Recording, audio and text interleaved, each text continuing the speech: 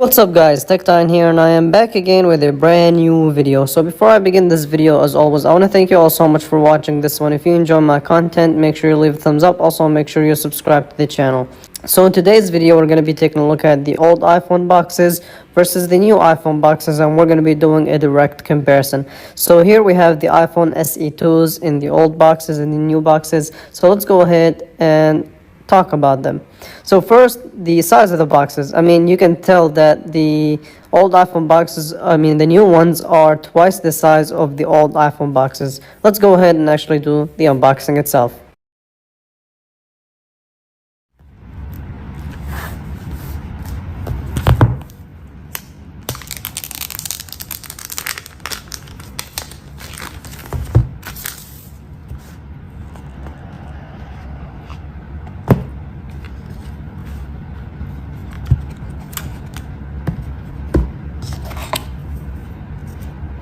So in the old boxes, you get your wall adapter, right? You get your headphones as well as your USB 2 to lightning cable. Okay, now let's unbox the smaller iPhone boxes, the iPhone SE2. And the boxes are nice. They look minimalistic, but yeah, let's unbox it.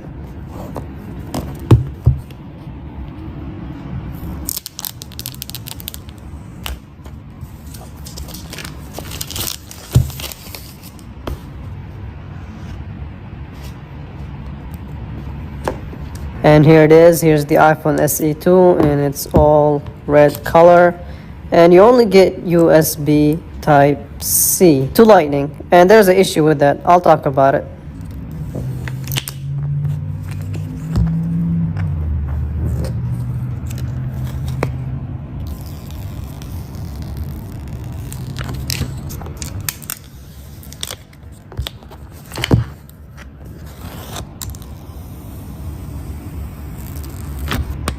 And so here they are side by side, and you can tell that there is a little bit of an issue, a little bit of a situation.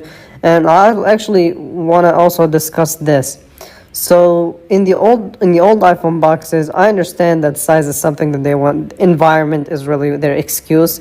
But let's be realistic. This is a smart marketing decision that they made to save money and to make money at the same time. And that's Apple for you, right? So by decreasing the size of the boxes, they're saving money on boxes. By removing accessories and selling them to the side, they're saving money on accessories that they give for free, and they're selling them so that they can make money off of accessories that you get for free. Does that make sense? It's crazy, isn't it? And so I understand it looks environmentally, yeah, it's environmentally friendly, but if you want to be if really that's your main concern, which I'll argue that I'm not 100% convinced. If that's really their main concern, then what they could have done is make the price of the actual iPhone cheaper, like $20-30 cheaper, in order for us to buy the accessories that they used to provide for free. But Apple is Apple, and they're just not going to do that. Now, the iPhone SEs that they do provide, I will also be making a 6-month review on the iPhone SE2. Make sure you subscribe and stay tuned for that. So the iPhone SEs are really a replica of the design of the iPhone 8s with specs and a camera of the iPhone 11 caliber. And so it's a fast phone, it's a nice phone, it's reminiscent to the previous generations. And yeah, that's pretty much all I need to talk about in terms of the phone. However, the accessory that I want to complain about too is the USB-C to lightning adapter. So iPhone SE is really probably going to be a first iPhone for a lot of people, because it's an entry-level iPhone. It's meant for people who want to get into the iPhone world without breaking the bank. Now, there's not a lot of USB-C wall adapters out there. A lot of people have their USB 2, not a USB-C. So that kind of creates a little bit of a problem. But again, it's a smart marketing strategy from Apple.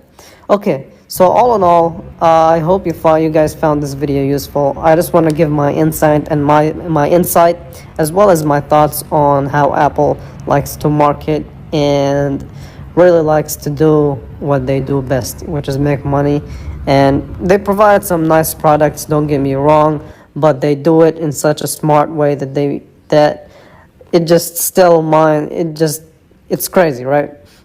And so yeah, with that being said, I want to thank you all so much for watching. I know this is not your typical phone review or phone unboxing, so thank you for staying here and thank you for watching, and I will catch you guys in the next video.